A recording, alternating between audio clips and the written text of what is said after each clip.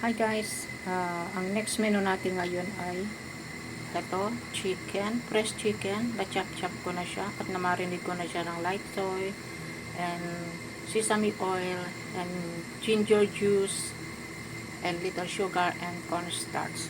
So ito, mayroon siyang button mushroom, saka cheese nut, at ito ay garlic, ginger and onion and parsley. So guys, mag-start na tayo.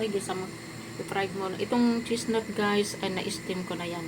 Kaya panandalian na lang yung pagluluto natin dyan. So, fried muna natin yung chicken, tapos lagyan natin ng cooking wine, and then the last is konting oyster sauce and dark soy para lang magkakulay yung ating chicken. So guys, ito na-fried na natin. Lagyan natin ng cooking wine. Saka natin takpat at palambutin natin ng konti. Guys. So guys, lagyan na natin ng dark soy. And then, lagyan natin ng konting oyster sauce and little bit sugar.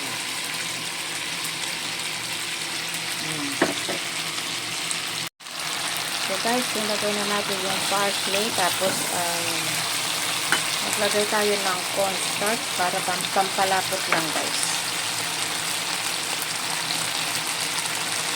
Cornstarch. Done na ito.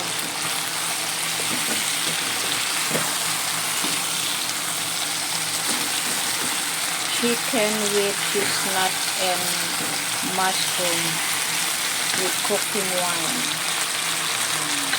Yan. Wow, ito na guys. Napakarami. Half chicken. Half chicken ito.